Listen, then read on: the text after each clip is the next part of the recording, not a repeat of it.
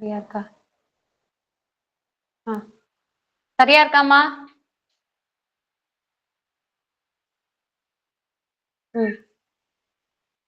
திருச்சிற்றம்பலம். பிடியதன் ஒரு உமை கொலமிகு கரியது வடிகொடுதனதடி வழிபடும் அவரிட கடி கணபதி வர அருளினன் மீது கோடை வடிவினர் பயில் வலிபல முறை இறையே. தென்னாடுடைய சிவனே போற்றி, எந்நாட்டவர்க்கும் இறைவா போற்றி. ஸ்ரீ திரிபுர சுந்தரி தாயார் உடனாய பிரம்மபுரீஸ்வர பெருமான் திருவடி மலர்கள் போற்றி போற்றி. இந்த இனிய நன்னாளிலே, இறைவனுக்கு உகந்த பொன்னாளிலே, அப்பர் அருள்நெறி மன்றத்தின் சார்பில் திருநாவுக்கரசு சுவாமிகளினுடைய குரு பூஜை ஞான ஆராதனை திருவிழாவில் திருவையாறு திருப்பதிகங்களினுடைய தொடர் சிந்தனை திருநாளில் எனக்கு திருநாவுக்கரசு சுவாமிகள் அருளிய திருத்தாண்டகத்தில் திருவையாறு தலத்தில் பாடிய 37வது பதிகம் தரப்பட்டுள்ளது.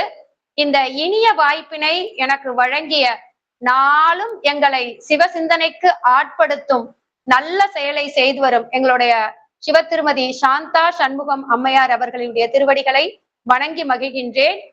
நாளும் எங்களை சிவநெறியில் செம்மையாக வழி நடத்தும் எங்களுடைய கோமலையாவினுடைய திருவடிகளை வணங்கி மகிழ்கின்றேன். இன்றைய இந்த சிந்தனைக்கு என்னை நெறிப்படுத்திய எங்களுடைய பெரிய புராண புலவர் ராசமாணிக்கம் ஐயா அவர்களினுடைய திருவடிகளையும் வணங்கி மகிழ்கின்றேன். அதாவது, நங்கடம்பனை பெற்றவள் பங்கினன் தென்கடம்பை திருக்கர கோயிலான் தன்கடன் அடியேனையும் தாங்குதல் என் கடன் பணி செய்து கிடப்பதே. என் கடன் பணி செய்து கிடப்பதே, சிவப்பணி செய்து கிடப்பதே என்று நாளும் தேவாரத்தையும் உழவாரத்தையும் தன்னுடைய இரு கண்களாக போற்றி தலங்கள் தோறும் சென்று உழவாரத்தையும் தீந்தமிழ் பணுவல்களாகிய தேவாரத்தையும் சிவபெருமானுக்கு செய்து சிவபெருமானினுடைய திருவடியினை அடைந்த திருநாவுக்கரசு நாயனாருடைய இந்த குரு பூஜை நன்னாள், அந்த நன்னாளை திருவிழா போல் தொடர் சிந்தனைகளாக இந்த அப்பர் அருள்நெறி மன்றம் செய்து கொண்டு வருகிறது. இந்த இனிய சிந்தனையில் துணிவு, கனிவு, பணிவு இம்மூன்றின் மொத்த உருவம் திருநாவுக்கரசு நாயனார் என்று எங்களுடைய பெரிய புராண புலவர் ஐயா அவர்கள் சொல்வார்கள்.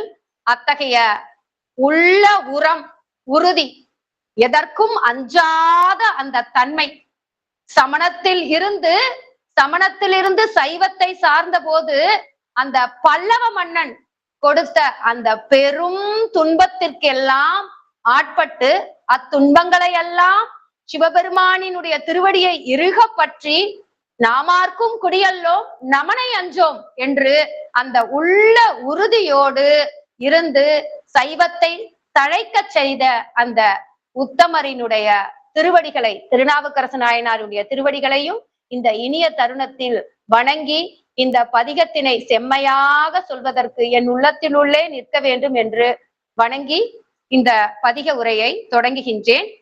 இந்த பதிகம் பாடுவதற்கு அமைந்த சூழலானது நம்முடைய புலவரையா இந்த நிகழ்வினுடைய முதல் வகுப்பிலேயே அழகாக இந்த பதிகங்கள் எல்லாம் பாடுவதற்கு அமைந்த சூழலை விளக்கி இருப்பார். நம்முடைய திருநாவுக்கரசு நாயனாரினுடைய அந்த திரு உருவத்தை நம்முடைய உள்ளத்தில் எழுதா ஓவியமாக சேக்கிழார் பெருமானும் மாதவ சிவஞான முனிவரும் கூறிய அந்த வடிவத்தினை அழகாக பெரிய புராண புலவர் நமக்கு முதல் வகுப்பிலேயே சொல்லியிருப்பார் இல்லைங்களா? தூய வெந்நீரு துதைந்த மேனி, துதைந்த பொன்மேனி, அப்படி நைந்து உருகி, அது கைவரு சிந்தையும் நைந்து உருகி பாய்ந்த அந்த பரம்பொருளுக்கு எப்படி தன்னை ஆட்படுத்தி கொண்டார் என்பதனை எல்லாம் நம்ம வகுப்பிலேயே கேட்டு இன்புற்று இருப்போம். தொடர்ச்சியாக வந்த வகுப்புகளில் எல்லாம் சான்றோர் பெருமக்கள் கூறியபடி நாம் அறிந்திருப்போம் இல்லைங்களா.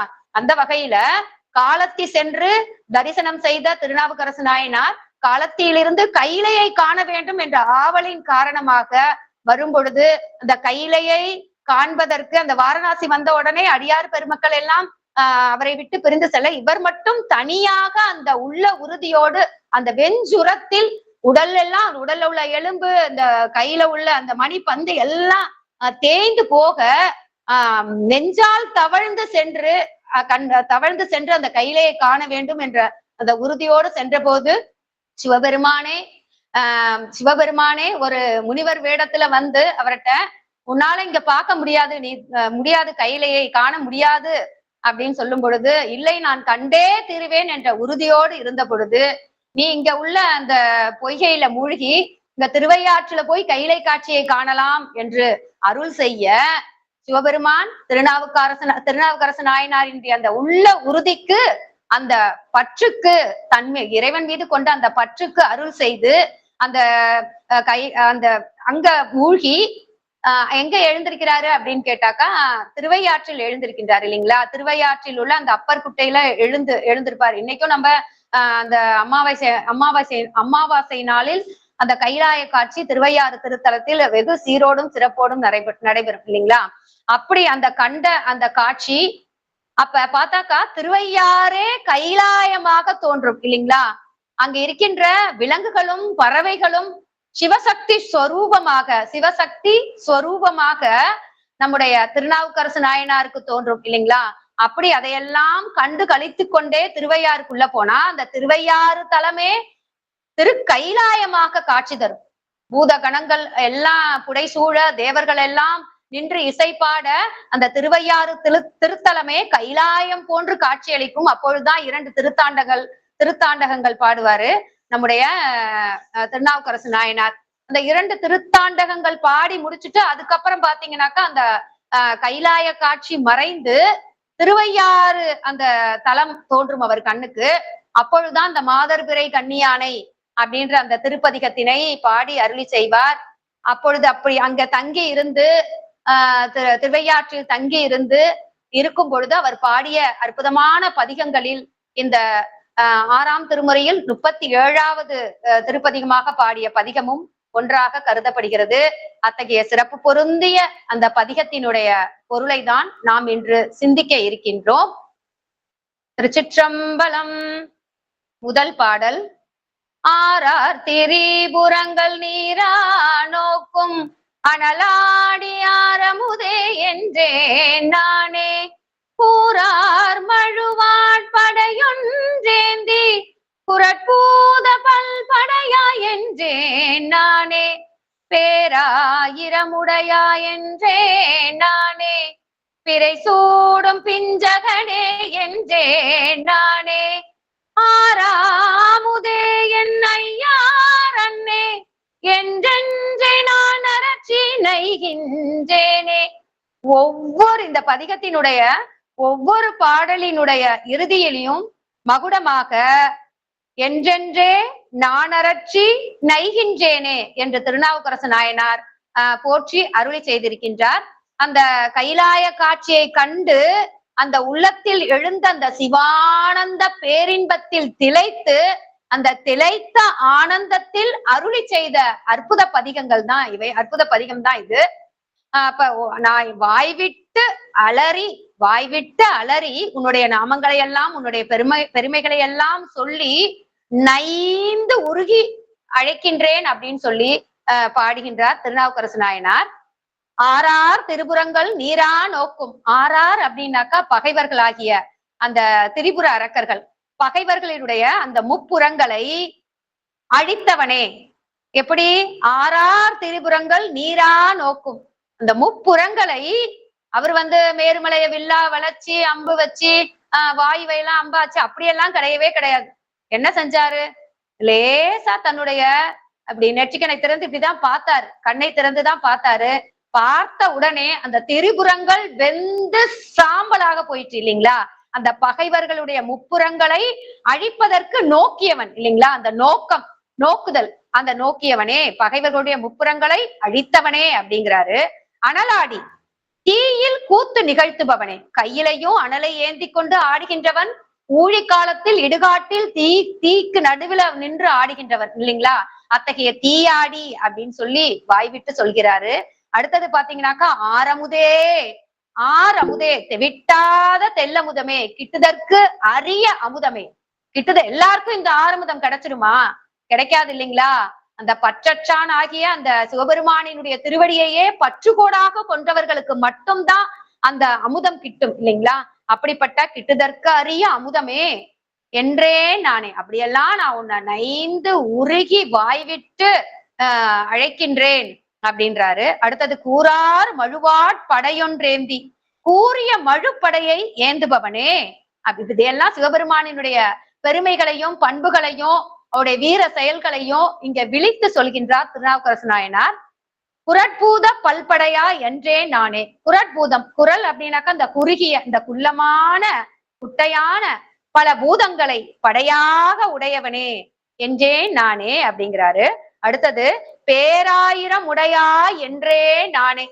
அளவில்லாத திருநாமங்களை உடையவர் சிவபெருமான் இல்லைங்களா? ஒரு நாமம் ஓர் உருவம் ஒன்றுமிலாருக்கு 1000 திருநாமம் சொல்லி நாம் தெல்லேனம் கொட்டோமோ என்று மாணிக்கவாசக நாயனார் சொல்லியிருப்பார் இல்லைங்களா? திருநாமம் பாடி நாம் தெல்லேனம் கொட்டாமே அப்படின்னு சொல்லிட்டு கொட்டாமேன்னு சொல்வாரு, கொட்டாமே அப்படின்னு சொல்வார். இந்த 1000 நாமம் உடையார் அப்படின்னு சொல்லி திருவாலப்புத்தூர் திருப்பதிகத்திலையும் சொல்லியிருப்பார் திருஞான சம்பந்தர். நம்முடைய திருவாழ்வொலிபுத்தூர்லயும் எல்லாமே ஒரு பாடல்ல 1000 உடையார் 1000 உடையார், அந்த வண்ணமும் 1000 உடையார், வடிவும் 1000 உடையார், நாமமும் 1000 உடையார் அப்படின்னு சொல்லி திருஞான சம்பந்தர் போற்றி அருளி செய்திருப்பார். அத்தகைய சிறப்பு பொருந்திய அளவில்லாத திருநாமங்களை உடையவனே, 1000 பெயர் உடையவனே என்றே நானே. பிறை சூடும் பிஞ்சகனே என்றே நானே. பிறையை சூடும் தலைக்கோலம் உடையவனே. இந்த தலைக்கோலம் என்பது சிவபெருமான் தன்னுடைய தலையில் அணிந்திருக்கின்ற கங்கை, பிறை, நம்முடைய பாம்பு, இதை எல்லாவற்றையும் குறிக்கும் இல்லைங்களா? அந்த பிஞ்சகன் அப்படிங்கிறது தலைக்கோலம் உடையவன், சர்வ சம்ஹார மூர்த்தியாக விளங்குகின்ற அந்த திருக்கோலம். அதைதான் இங்க திருநாவுக்கரசு நாயனார் சொல்லுகின்றார். பிறை சூடும் தலைக்கோலம் உடையவனே, பிறையை சூடும் தலைக்கோலம் உடையவனே என்றே நானே. ஆரா அமுதே என் ஐயார் அண்ணே. ஆரா அமுதே, ஆரா அமுதமாம் தெவிட்டாத தெல்லமுதமாய் விளங்குகின்ற ஐயாற்றில் எழுந்தருளி அருள்பாலிக்கின்ற அந்த பஞ்சநதீஸ்வர பெருமானாகிய அந்த பரம்பொருளே என்றேன் என்று பலகாலம் என்றென்றே. இப்படியெல்லாம் நான் சொல்லி இப்படியெல்லாம் உன்னுடைய பெருமைகளையும் உன்னுடைய நாமங்களையும் உன்னுடைய சிறப்புகளை எல்லாம் சொல்லி மனம் உருகி வாய் விட்டு அப்படியே நைந்து மனம் உருகி அழைக்கின்றேனே என்று இந்த முதல் பாடலில் அருளி செய்திருக்கின்றார். நம்முடைய திருநாவுக்கரசு நாயனாரும் 6ஆம் திருமுறை 54வது பதிகத்தில் பேராயிரம் பரவி வானோரேத்தும் பெம்மானை பிரிவிழா அடியார்க்கு என்றும் வாராத செல்வம் வருவிப்பானை மந்திரமும் தந்திரமும் மருந்துமாகி தீராத நோய் தீர்த்தருள வல்லான் தன்னை திரிபுரங்கள் தீயழ தின்சிலை கொண்ட போரானை புள்ளிருக்கு வேளானை புள்ளிருக்கு வேலூரானை போற்றாதே ஆற்றனால் போக்கினேனே என்று அந்த புள்ளிருக்கு வேலூர் திருப்பதிகத்திலையும் இந்த திரிபுரங்களை அழித்த அந்த தன்மையினையும் 1000 நாமங்கள் உடைய அந்த தன்மையினையும் போற்றி அருளி செய்திருப்பார் நம்முடைய திருநாவுக்கரசு நாயனார். அதே குறிப்பினை தான் இந்த முதல் பாடலிலும் அருளி செய்திருக்கின்றார். அடுத்ததாக 2வது பாடல். தீவாயின் முப்புறங்கள் நீரா நோக்கும் தீர்த்தா புராணனே என்றே நானே. மூவா மதிசூடி என்றே நானே. முதல்வா முக்கண்ணனே என்றே நானே. ஏவார் சிலையானே என்றே நானே. இடும்பை கடல் நின்றும் ஏற வாங்கி ஆவா வென்றருள் புரியும் ஐயார் அண்ணே என்றென்றே நான் அரற்றி நைகின்றேனே என்கின்றார் இந்த 2வது பாடல்ல. தீவாயின் முப்புறங்கள் நீரா நோக்கும். அதாவது இந்த முப்புறங்களை தீவாயின் நீராக நோக்கிய அந்த தன்மை. இந்த இரண்டாவது பாடலிலும் அந்த முதல்ல என்ன சொல்றாருனாக்கா, திரிபுரங்களை சுட்டு சாம்பலாக்கிய அந்த வீர செயலை அருளி செய்கின்றார். தீவாயின் முப்புறங்கள் நீரா நோக்கும் தீர்த்தா, தூயோனே. தீர்த்தன் என்பது இந்த இடத்துல தூயோனே, அதாவது சிவபெருமான் ஒருவன் தான் இந்த உலகத்துல தூய்மையான தன்மை உடையவர் இல்லைங்களா. அந்த மலங்கள் அற்ற தன்மை உடையவர் நம்முடைய பதியாகிய அந்த பரம்பொருளாகிய சிவபெருமான் தான் இல்லைங்களா. நமக்கெல்லாம் அந்த ஆணவ மலம் எல்லாம் இருக்கும். அப்படிப்பட்ட அந்த தீர்த்தா தூயோனே, புராணனே பழையோய், இந்த ஆதியும் அந்தமும் இல்லாத அந்த பழமையான அந்த பரம்பொருளே பழையோய் அப்படின்னு சொல்றாரு. அடுத்தது மூவா மதிசூடி என்றேன் நானே. மூவா மதிசூடி, முதிராத அந்த இளம் பிறையை, முதிராத அந்த இளம் பிறையை சூடியவனே அப்படின்றாரு. முதல்வா முக்கண்ணனே, அதாவது முதல்வா அப்படிங்கிறது இந்த உலகத்திற்கெல்லாம் தலைவனாகிய முதல்வனே, முக்கண்ணனே, மூன்று கண்களை உடையவனே என்றேன் நானே. இப்படியெல்லாம் சொல்லி மனம் நைந்து உருகி உருகி உன்னுடைய பெருமைகளை எல்லாம் சொல்லி சொல்லி நான் வாய்விற்று அரற்றி உன்னை நான் போற்றுகின்றேன்.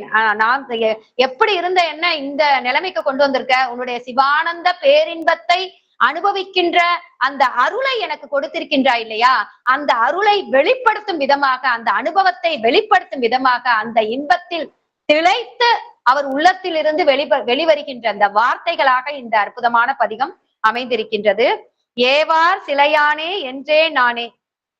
ஏவார் சிலை, அம்பு பூட்டிய வில்லினனே, அம்பு பூட்டிய வில்லினனே என்கின்றார். சிவபெருமான் வைத்திருக்கின்ற அந்த வில்லுக்கு பினாகம் என்று பெயர் இல்லைங்களா. இந்த சிவபெருமானை பினாகபாணி என்று அழைப்பார்கள். அத்தகைய அம்பு பூட்டிய வில்லினனே என்றேன் நானே. இடும்பை கடல் நின்றும் ஏற வாங்கி ஆவா என்றருள் புரியும் ஐயாரண்ணே என்கின்றார். இடும்பை கடல், இடும்பைனாக்கா துன்பம் இல்ல துயரம். இந்த துயரமாகிய கடலில் பிறவியாகிய அந்த பெருங்கடலே இந்த துன்பம் இல்லைங்களா. நம்முடைய பாவங்களை எல்லாம் எப்படி கழிக்கணும் இல்லைங்களா. அந்த நம்முடைய வினையின் பொருட்டு தான் இந்த உடலையே கொடுத்திருக்காரு இறைவன் இல்லைங்களா. அப்படி வினையின் காரணமாக எடுத்த இந்த உடலை வைத்து நம்முடைய அந்த வினையெல்லாம் நீக்கதான் இந்த பிறவியே எடுத்திருக்கோம். அப்படி இந்த துன்பமாகிய இந்த துயரமாகிய இந்த பிறவியாகிய கடலில் என்னை அழுந்தாமல், நான் அழுந்தி போகாம என் மேல இறக்கப்பட்டு ஐயோ என்று இறங்கி, எவ்வளவு அழகான வார்த்தை பாத்தீங்களா. ஆவா என்று அருள். ஆவா என்பது இந்த இடத்துல வியப்பிடை சொல். நம்முடைய அச்சமோ மகிழ்ச்சியோ துன்பமோ ஏதோ வந்தா உணர்ச்சி பொங்க உரைக்கின்ற அந்த சொல்லதான் ஐயோ என்கின்றோம் இல்லைங்களா. அப்படி என் மீது இரக்கம் கொண்டு ஐயோ என்று இறங்கி நான் துயர்கடலில் அழுந்தாமல் என்ன அப்படியே கரையேற்றி அருள் புரிந்த அந்த தன்மை, சமணத்துல சார்ந்து அப்படியே அழுந்தி போக இருந்த என்ன என் மீது கருணை கொண்டு, அவன் அருள் இருந்தால்தான் அவன் தாளை வணங்க முடியும் இல்லைங்களா. என் மீது அருள் கொண்டு என்னை கரையேற்றி எனக்கு அருள் புரிந்த ஐயாரனே என்று நான் வாய்விட்டு அழைத்து மனம் உருகி வாய்விட்டு அழைத்து நிற்கின்றேன் என்று இந்த இரண்டாவது பாடலில் திருநாவுக்கரசு நாயனார் அருளி செய்திருக்கின்றார். இதுல பாத்தீங்கன்னாக்கா பிறை சூடி அப்படின்னு சொல்லி பாடி இருக்கின்றார் இல்லைங்களா. நம்முடைய மாதர் பிறை கன்னியானை மலையான் மகளொடும் பாடி போதொடு நீர் சுமந்தேத்தி புகுவார் அவர் பின் புகுவேன் யாதும் சுவடு படாமல் ஐயாரடைகின்ற போது காதல் மடப்பிடியோடும் களிறு வருவன கண்டேன் அவர் திருப்பாதம்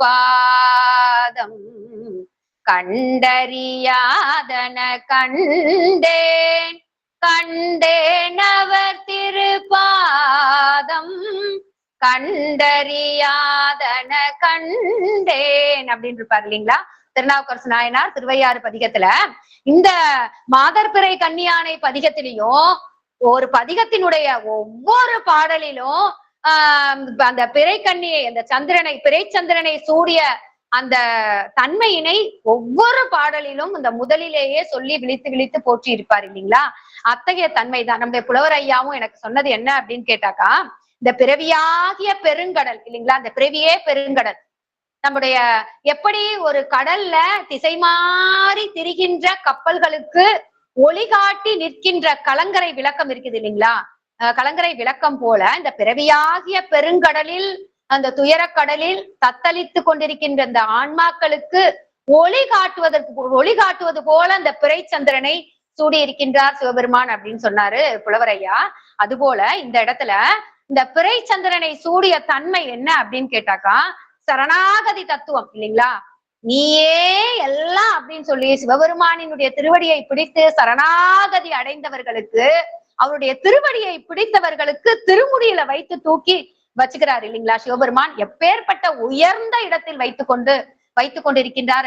அந்த சரணாகதி தத்துவத்தை இந்த உலகிற்கு உணர்த்துவதற்காக தான் இந்த பிறையை சூடிய தன்மையை நம்முடைய அருளாளர்கள், நம்முடைய நாயன்மார்கள் பெருமக்கள் எல்லாம் பாடல்தோறும் வலியுறுத்தி சொல்லி நமக்கும் அந்த சரணாகதி தத்துவத்தை வலியுறுத்துவதற்காக தான் பாடியிருக்கிறார்கள். நாமும் சிவபெருமானுடைய திருவடியே சரண் என்று அடைய வேண்டும் என்று சொல்லிய அந்த தன்மைதான் மூவா மதிசூடி என்றே நானே அப்படின்னு சொல்லி ரொம்ப அழகா பாடியிருப்பாரு.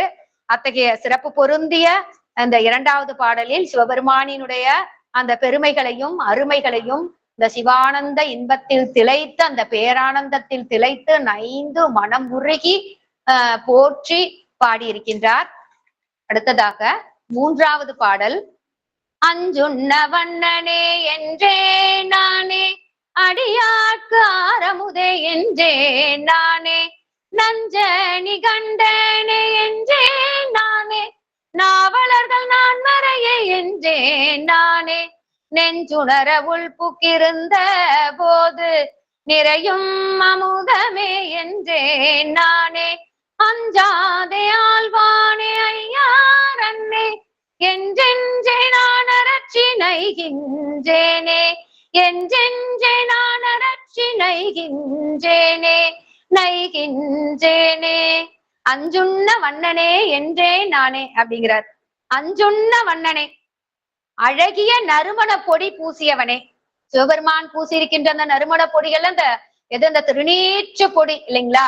அஞ்சுண்ண வண்ணனே என்றேன், அழகிய நறுமண பொடி பூசியவனே, அடியார்கட்கு ஆரமுதே என்றே நானே. அடியார்கட்கு ஆரமுதமானவன். எப்படிப்பட்ட அடியார்களுக்கு ஆரமுதமானவன்?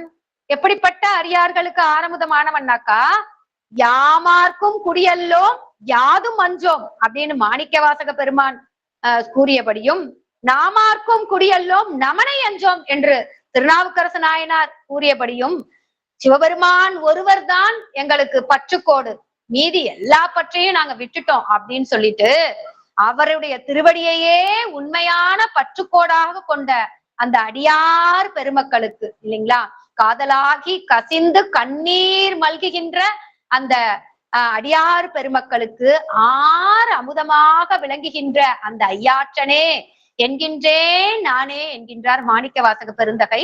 அடுத்ததாக நஞ்சனி கண்டனே என்றேன் நானே.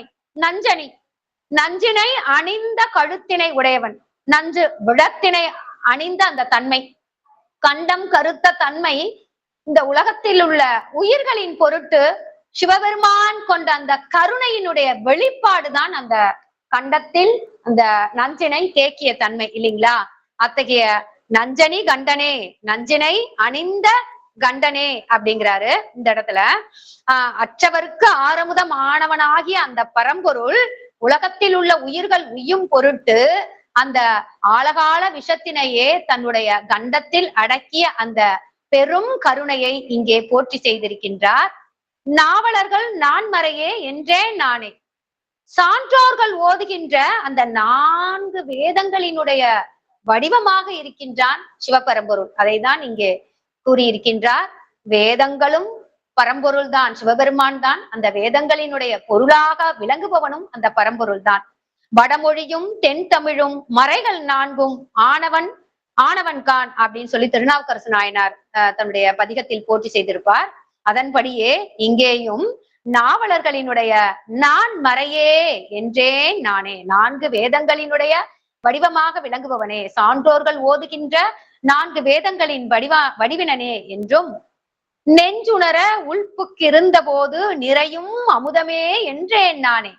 நெஞ்சு உணர உள்புக்கிருந்த போது, என் மனம் உணருமாறு உள்ளே புக்கிருந்த போது, அதாவது இறைவனை ஒரு நொடி, ஒரு அணு பொழுதளவும், ஒரு இறை பொழுதளவும் இல்லைங்களா, குறுகிய காலத்து அளவிலாவது அவரை நம்முடைய உள்ளத்தில் வைத்து உணரும் பொழுது ஏற்படுகின்ற அந்த பேரானந்த நிலை.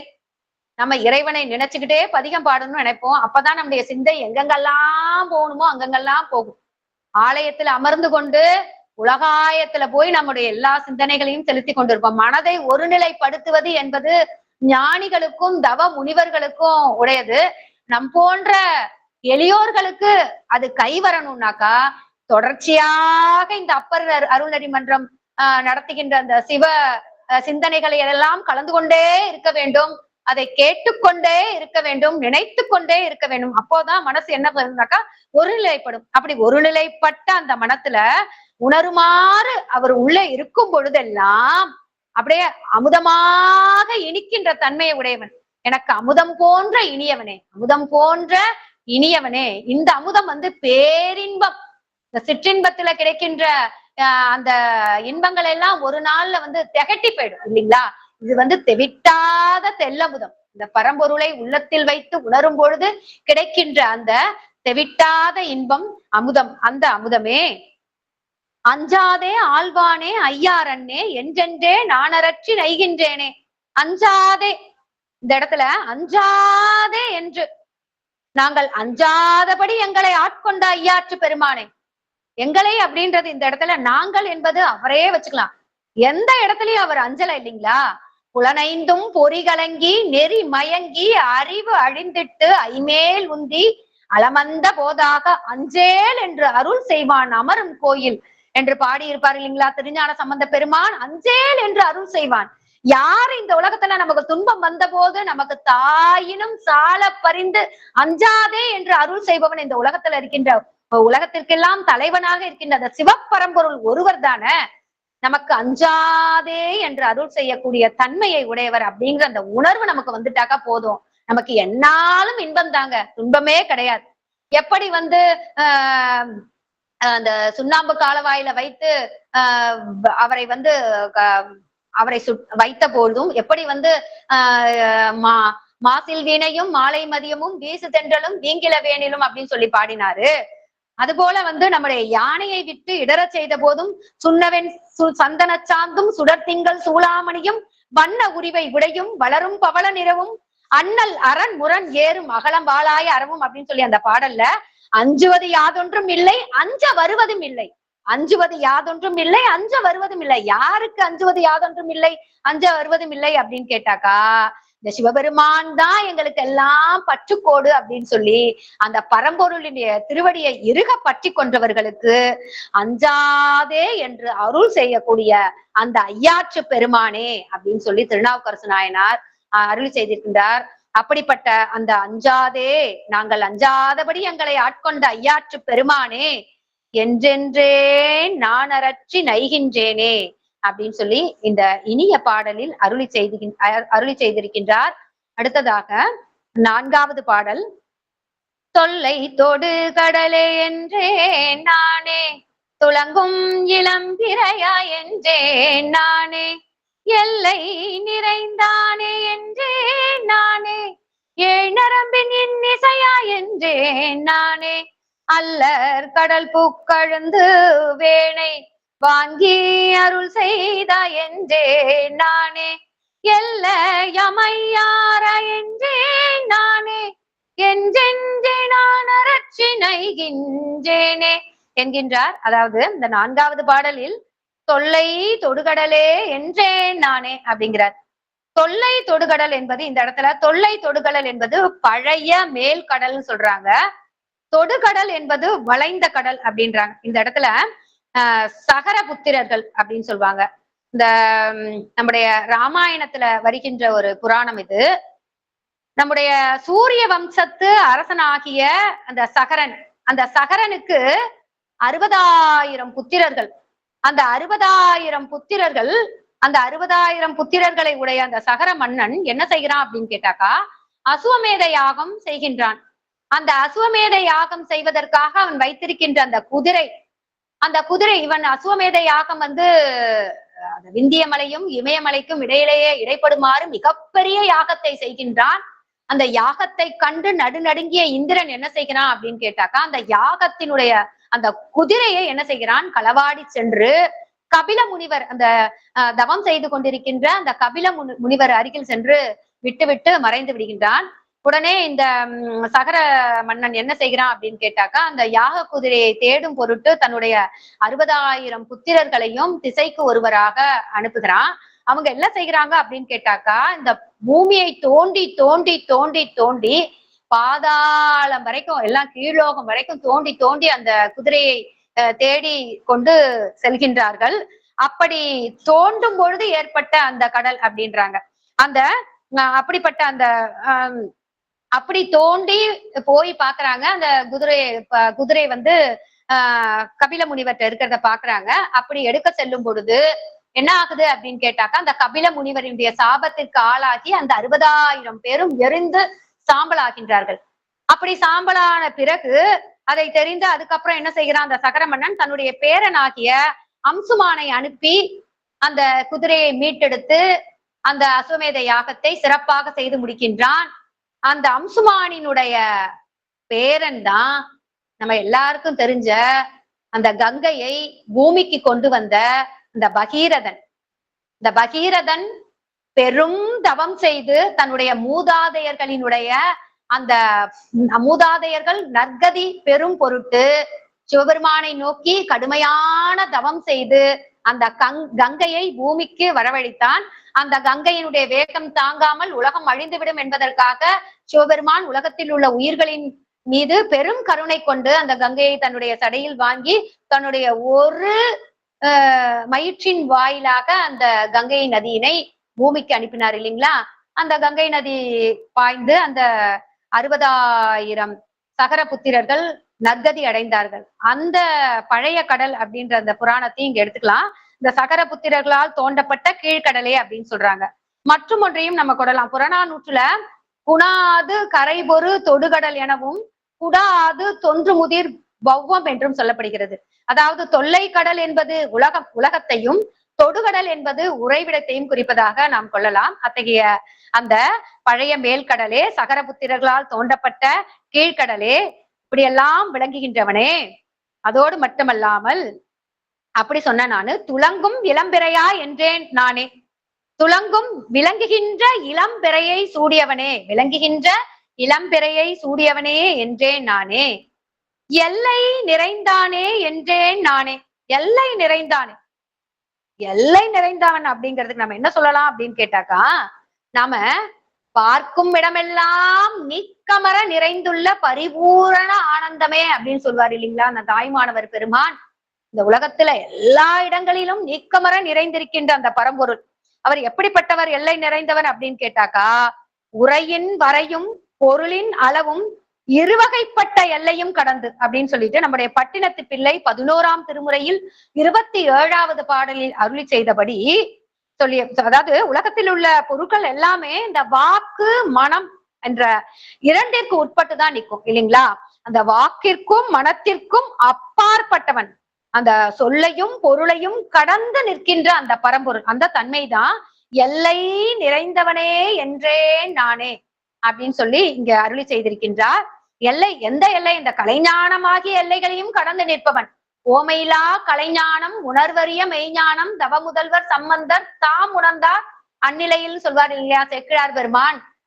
நம்முடைய திருஞான சம்பந்த பெருமானுக்கு அத்தகைய அந்த ஓமையிலா கலைஞானம் உணர்வன், அந்த ஞானத்தினுடைய எல்லையையும் கடந்து நின்றவன், எல்லை நிறைந்தவன் இல்லைங்களா நம்முடைய பரம்பொருள்.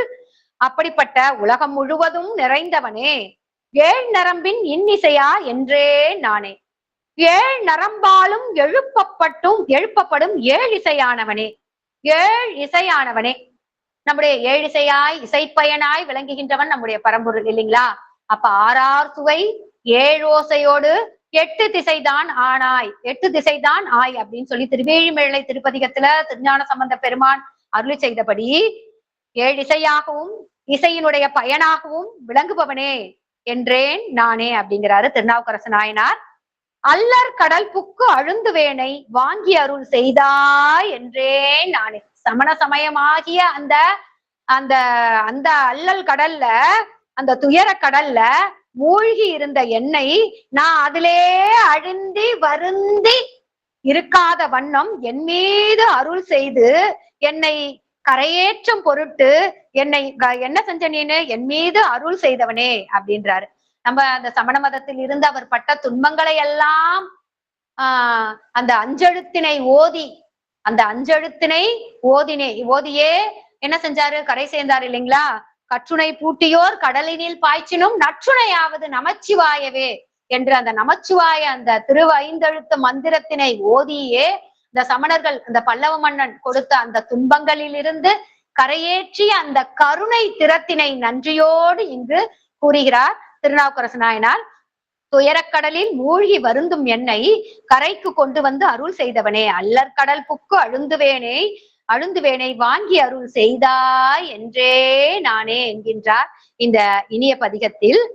அதோடு மட்டுமல்லாமல் எல்லையாம் ஐயாரா என்றே நானே, என்றென்றே நான் அரற்றி நைகின்றேனே. எல்லையாக எப்படி சொல்றது, இந்த ஐயாறு என்கின்ற தலத்தினையே, அந்த எல்லையினையே உறைவிடமாக கொண்டு இந்த உலகத்து உயிர்களுக்கெல்லாம் அருள் செய்கின்றார் இல்லைங்களா? அத்தகைய அந்த ஐயாற்றை உகந்து எழுந்தருளி அருள்பாலிக்கின்றவனே என்று நான் மனமுருகி சொல்லி அழுது அந்த இன்பத்தில் திளைத்து போற்றுகின்றேன், நைகின்றேனே என்கின்றார் இந்த இனிய பாடலில். இந்த நம்ம 2வது பாடலையும் சொல்லியிருப்பாரு இல்லைங்களா?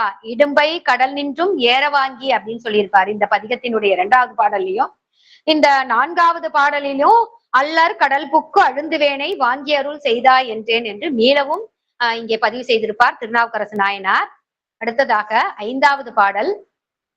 இண்டை சடை முடியா என்றே நானே, இரு சுடர்வானத்தா என்றே நானே, தொண்டர் தொழப்படுவா என்றே நானே, துருத்தீனை தானத்தா என்றே நானே, கண்டம் கருத்தானே என்றே நானே, கனலாகும் கண்ணானே என்றே நானே, அண்டத்து கப்பாலம் ஐயார் அன்னே, என்றென்றே நான் அரற்றி நைகின்றேனே, என்றென்றே நான் அரற்றி நைகின்றேனே என்கின்றார். அதாவது இண்டை சடைமுடியா என்றே நானே.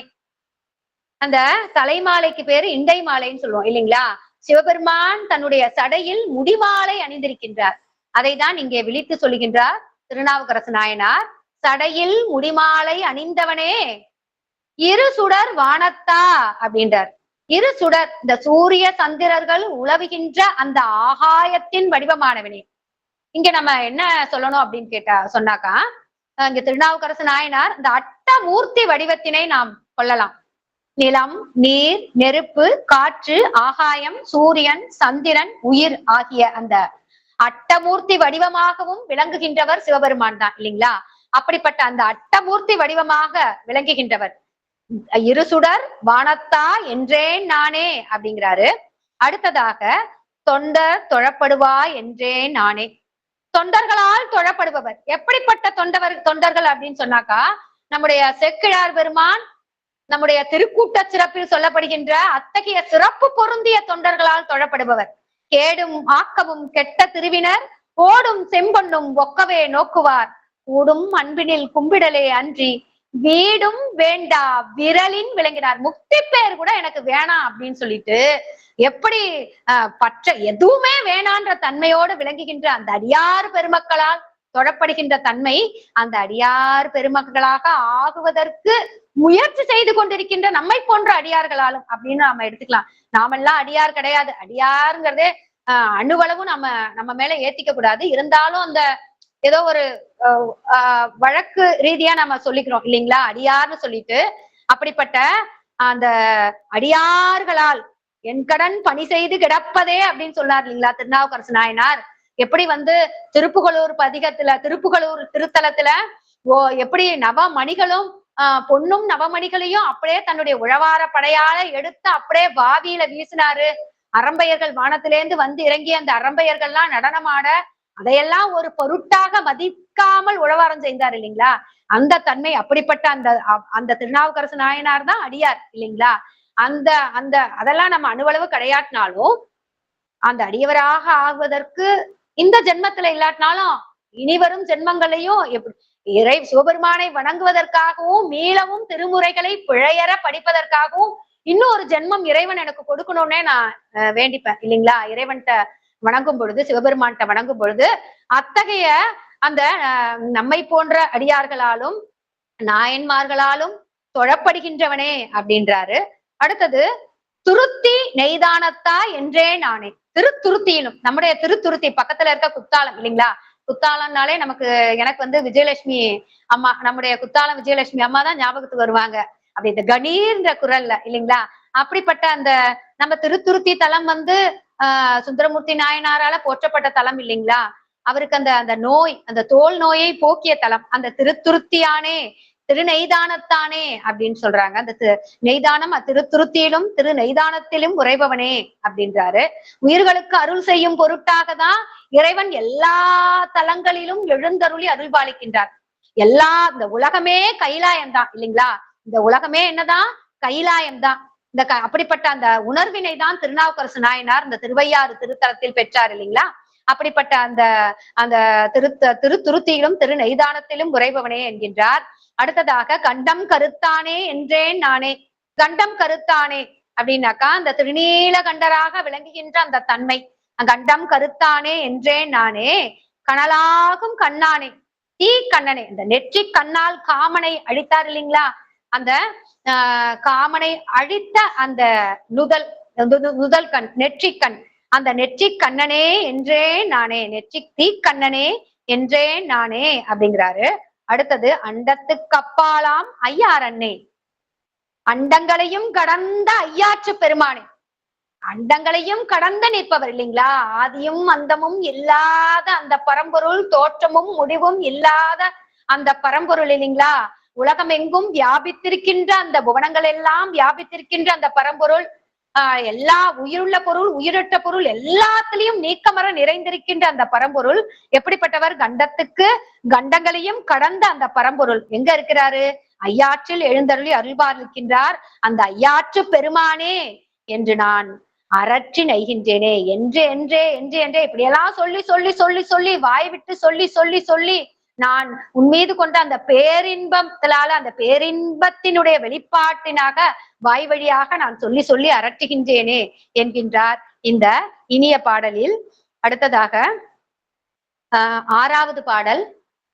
பற்றார் புறமெரித்தா என்றே நானே, பசுபதி பண்டரங்கா என்றே நானே, கற்றார்கள் நாவீனா என்றே நானே, கடுவீடை ஒன்றூர்தியா என்றே நானே, பற்றான நெஞ்சூளா என்றே நானே, பார்த்தர் கருள் செய்தா என்றே நானே, அற்றார் கருள் செய்யும் ஐயாரண்ணே, என்றென்றே நான் அரற்றி நெய்கின்றேனே, என்றென்றே நான் அரற்றி நெய்கின்றேனே என்கின்றார் திருநாவுக்கரசு நாயனார்.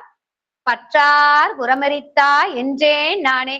பற்றார்கள் யாரு? நம்ம இங்க பற்றார்கள் அப்படின்னாக்கா பகைவர்களாகிய அந்த முப்புற அரக்கர்கள், இந்த முப்புரர்களினுடைய அந்த கோட்டைகளை, அந்த மதில்களை எரித்தவனே அப்படிங்கிறாரு இந்த இடத்துல. மீளவும் சொல்லியிருக்காரு. அடுத்ததாக பசுபதி. பசு அப்படின்னாக்கா உயிர் இல்லைங்களா. இந்த உயிர்கள், இந்த உலகத்தில் உள்ள உயிர்களுக்கெல்லாம் பதி, தலைவன் யாரு அப்படின்னு கேட்டாக்கா நம்முடைய சிவபெருமான் தான். அப்படிப்பட்ட இந்த உயிர்களுக்கெல்லாம் தலைவனாக விளங்குபவனே பண்டரங்கா அப்படிங்கிறார். பண்டரங்கம் அப்படிங்கிறது இந்த திரிபுரங்களை அடித்த பிறகு சிவபெருமான் ஆடிய அந்த கூத்திற்கு பண்டரங்க கூத்து என்று பெயர். அப்படிப்பட்ட அந்த பண்டரங்க கூத்தினை ஆடுபவனே என்றேன் நானே அப்படிங்கிறாரு. அடுத்ததாக கற்றார்கள் நாவினா என்றேன் நானே. கற்றார்கள் எப்படிப்பட்ட கல்வியை கற்றவர்கள் என்றால் சிவஞான கல்வியை கற்றவர்கள். எல்லா கல்வியும் கல்வி ஆயிடாது இல்லைங்களா?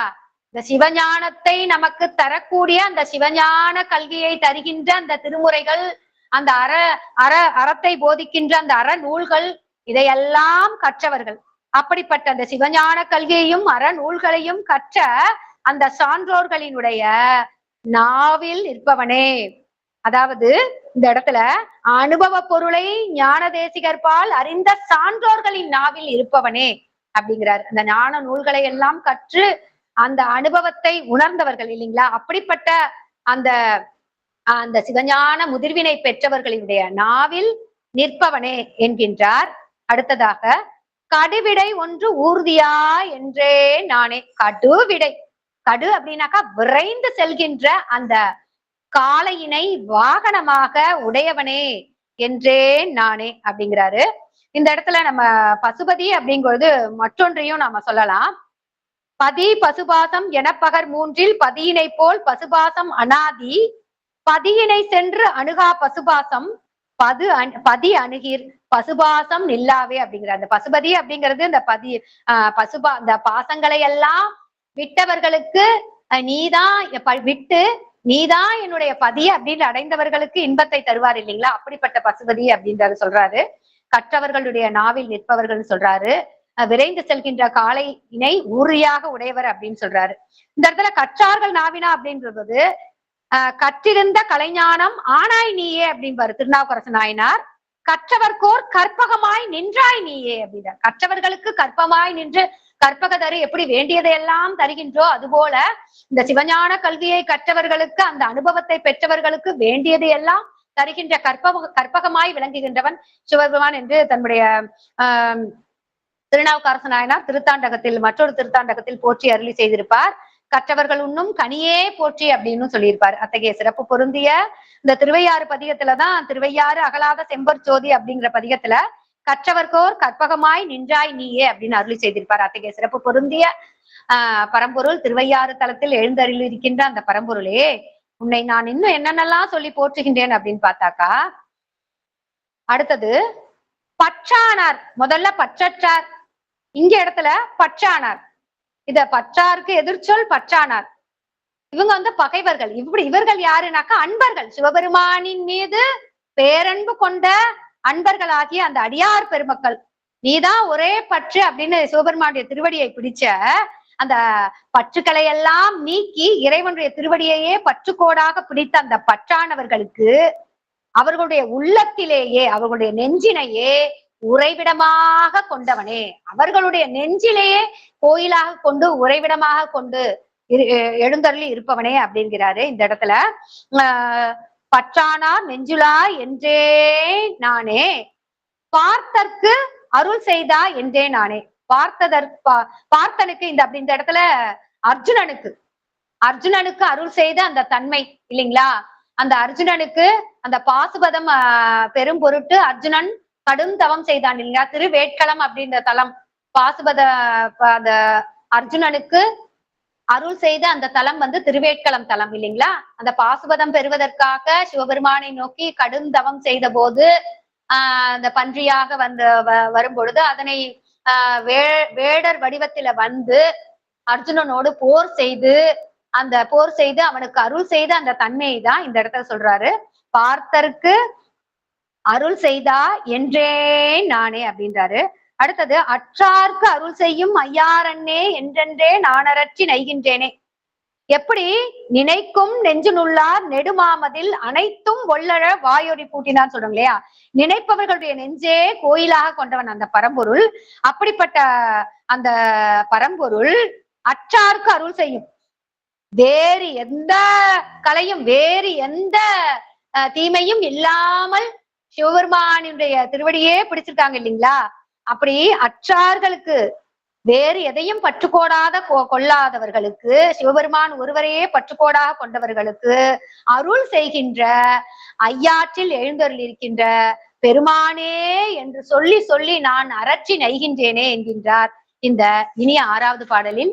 7வது பாடலில் விண்ணோர் தலைவனே என்றேன் நானே, விளங்கும் இளம் பிறையா என்றேன் நானே, என்னாலையில் எரித்தாய் என்றேன் நானே, ஏகம்பமே யானே என்றேன் நானே, பன்னார் மறைபாடி என்றேன் நானே, பசுபதி பால் நீற்றா என்றேன் நானே, அண்ணாயாரணே என்றேன் நானே, என்றென்றே நான் அரற்றி நெய்கின்றேனே என்கின்றார்.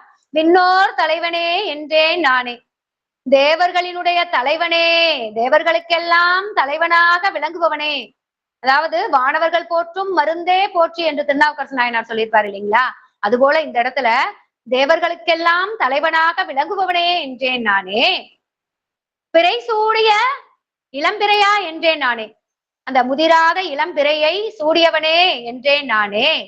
அடுத்தது என்னால் எயில் எரித்தா என்றேன் நானே, பகைவர்களுடைய மும்மதிலையும் எரித்தவனே என்றேன் நானே. மீளவும் இந்த இடத்துல முப்புறங்களை அடித்த அந்த தன்மையினை, அந்த வீரத்தினை பதிவு செய்திருக்கின்றார் திருநாவுக்கரசு நாயனார். மும்மதிலையும் எரித்தவனே என்றேன் நானே, ஏகம்பம் மேயானே என்றேன் நானே, திரு கச்சி ஏகம்பத்தில் உரைபவனே என்றேன் நான். இந்த உலகத்துக்கெல்லாம் சிவபூஜையை எப்படி செய்யணும்னு நமக்கு செஞ்சு காட்டியவர்கள், செய்து காட்டியவர்கள் உமையம்மை இல்லைங்களா? அந்த உமையம்மை சிவபூஜை செய்த அந்த ஒப்பற்ற தலமாகிய இந்த கச்சி ஏகம்பத்தில் விரும்பி எழுந்தருளி அருள்பாலிப்பவனே என்றேன் நானே அப்படிங்கிறாரு இந்த இடத்துல திருநாவுக்கரசு நாயனார். பன்னார் மறைபாடி என்றேன் நானே, பன்னார் மறைபாடி, பன்னிறைந்த வேதம் போதுபவனே அப்படின்றாரு. அதாவது மறையுமாய் மறையும் பொருளுமாய் வந்து என் மனத்திடை மன்னிய மண்ணே அப்படின்னு மாணிக்க வாசக பெருந்தகை கோயில் திருப்பதிகத்தில் அருளி செய்திருப்பார். அந்த வகையில பன்னார் மறைபாடி என்றேன் நானே, மறுபடியும் பசுபதிங்கிறார். இந்த ஆன்மாக்களுக்கெல்லாம், இந்த உயிர்களுக்கெல்லாம் தலைவனே என்றேன் நானே, பால் நீற்றா என்றேன் நானே. பால் நீற்றா திருநீர், அந்த நீர் ஏறிய திருமேனி இருக்கீங்க இல்லையா? அதாவது பூசுவதும் வெந்நீரு, பூன்பதுவும் பொங்கரவம், அந்த பால் நீற்றா இந்த திருநீற்றினை மேனி முழுவதும் பூசிய அந்த தன்மையினை கூறுகின்றார் இங்கே.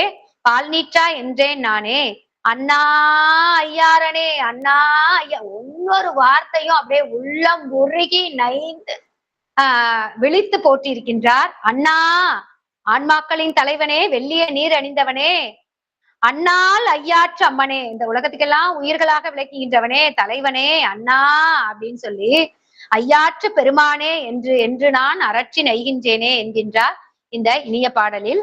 அடுத்ததாக 8வது பாடல்.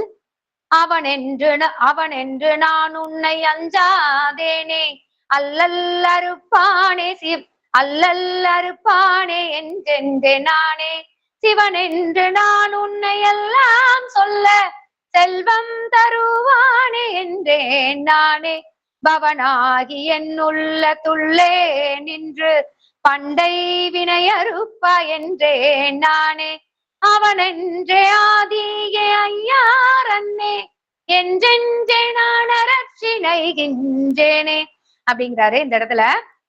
அவனென்று நான் உன்னை அஞ்சாதேனை அல்லல் அறுப்பானே அப்படின்றார். அவன் என்று அவலமுடையவன், நான் எப்படிப்பட்டவனா இருந்தேன்? அவலமுடையவனாக இருந்தேன், வீணனா இருந்தேன். எப்படி? சமணத்தை சார்ந்து யாருக்கும் உதவாதவனாக, அவலம் உடையவனாக, வீணனாக இருந்தேன் இல்லைங்களா?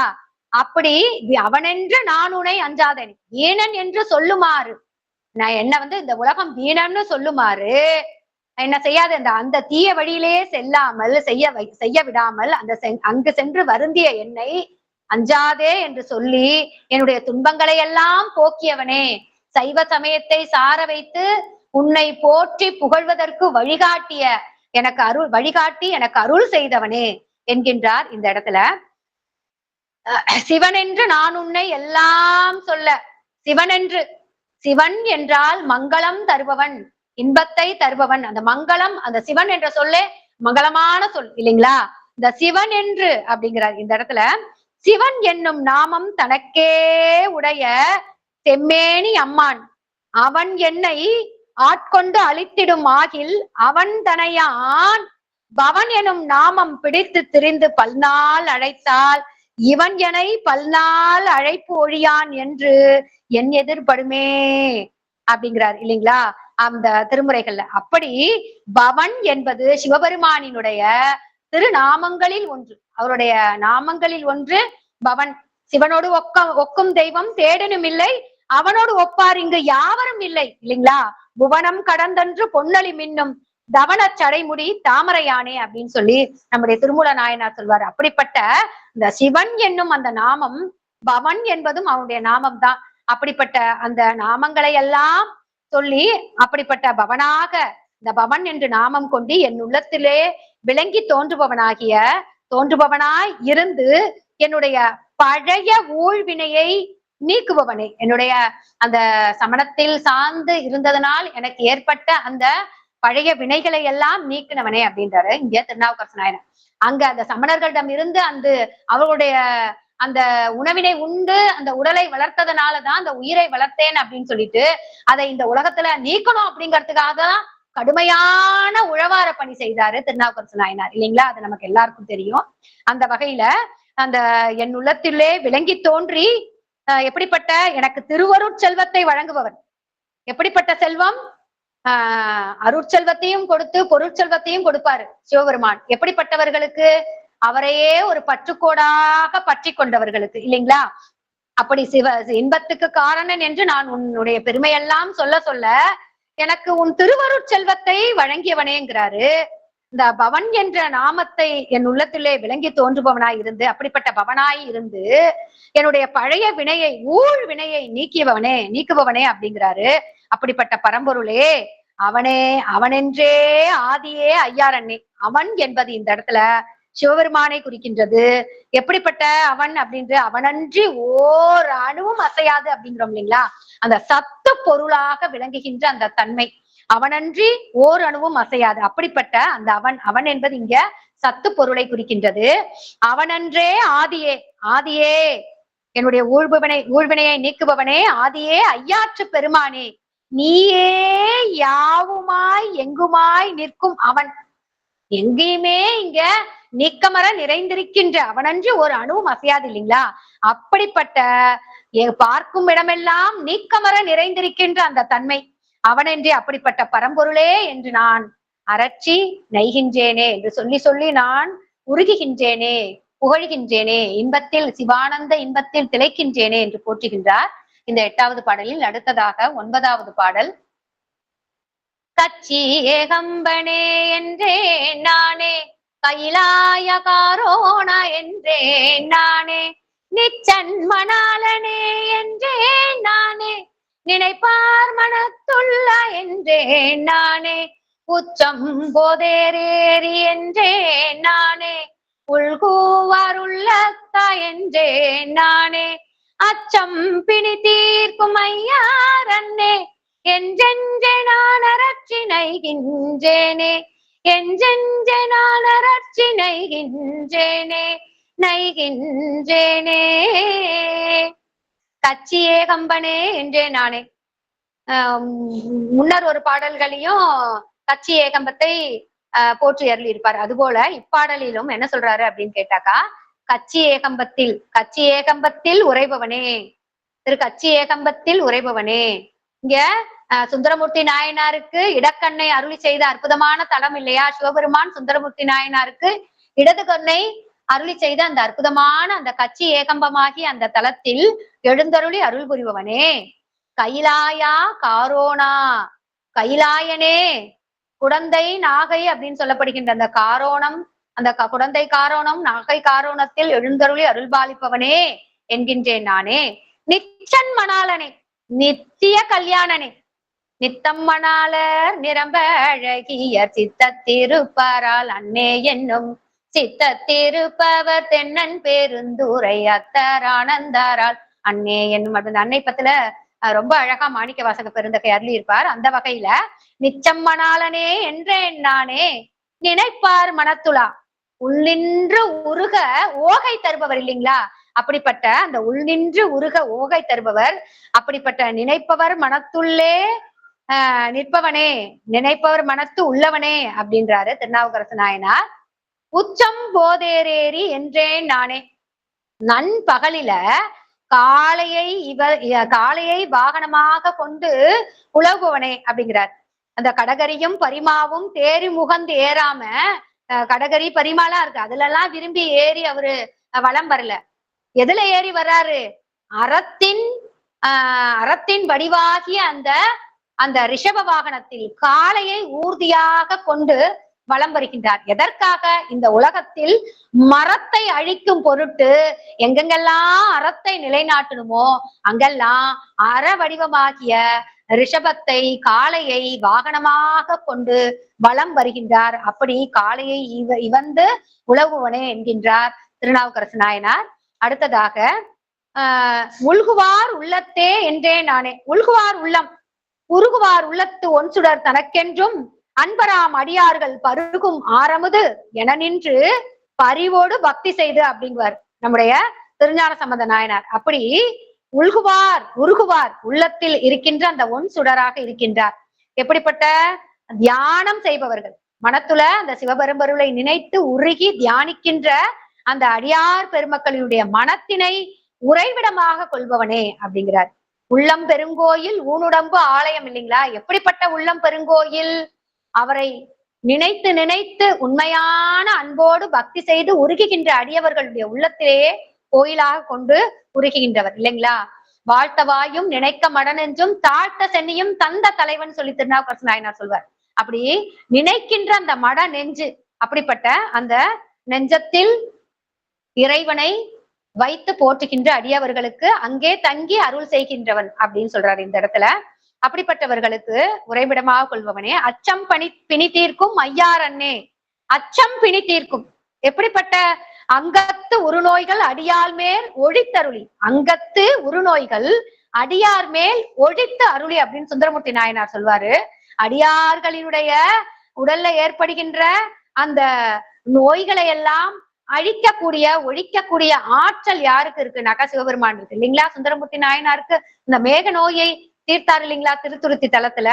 அப்படிப்பட்ட பிணி தீர்க்கின்ற பெருமான் பிணியை மட்டும் தீர்க்கக்கூடியவர் கிடையாது, அச்சத்தையும் தீர்க்கக்கூடியவர், அச்சத்தையும் தீர்க்கக்கூடியவர் அப்படின்னு சொல்றாரு. எப்படிப்பட்ட அச்சமா இருந்தாலும் சரி, இந்த அச்சம் ஏற்படும் போது செய்யனே திரு அளவாய் மேவிய ஐயனே அஞ்சல் செய்யருள் செய்யனே திரு அளவாய் மேவிய ஐயனே அஞ்சருள் செய்யனே அப்படின்னு சொல்வாரு இல்லைங்களா?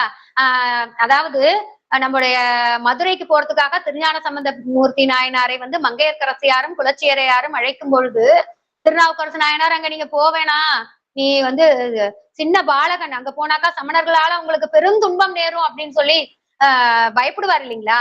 அந்த அச்சத்தை கூட என்ன செய்வாரு? வேயிறு தோழி பங்கன் விடமுண்ட கண்டன் மிக நல்ல வீணை தடவி மாசரு திங்கள் அப்படின்னு சொல்லி அந்த கோளறு பதிகத்தை பாடி அந்த அச்சத்தை திருநாவுக்கரசு நாயனாருக்கும் நாளும் கோளும் எதுவும் செய்யாது அப்படின்னு சொல்லி அச்சத்தை நாவுக்கரசனுடைய அச்சத்தை நீக்குவார் திருஞான சம்பந்த பெருமான் இல்லைங்களா?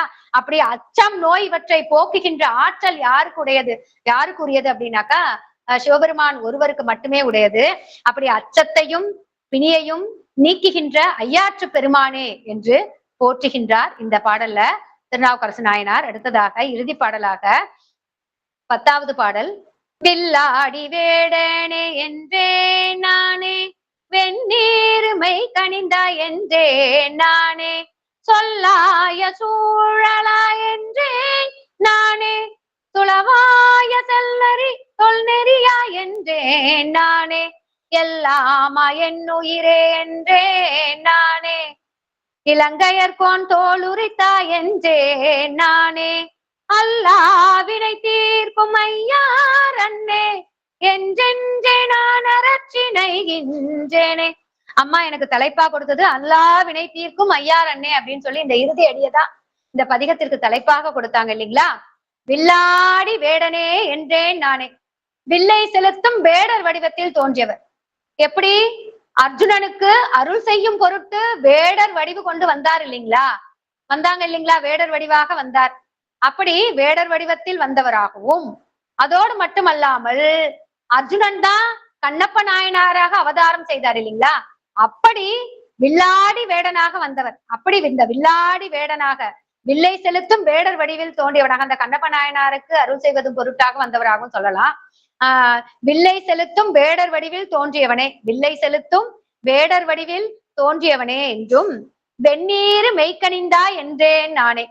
திருமேனியில் வெந்நீரு அணிந்தவனே, மேனி முழுவதும் இல்லைங்களா, மந்திரமாவது நீரு வானவர் மேலது நீரு அப்படின்னு சொல்லி அந்த திருநீற்றினை ஒப்பற்ற அந்த பெரும் செல்வமாகிய அந்த திருநீற்றினை தன்னுடைய மேனி முழுவதும் தரித்தவர்.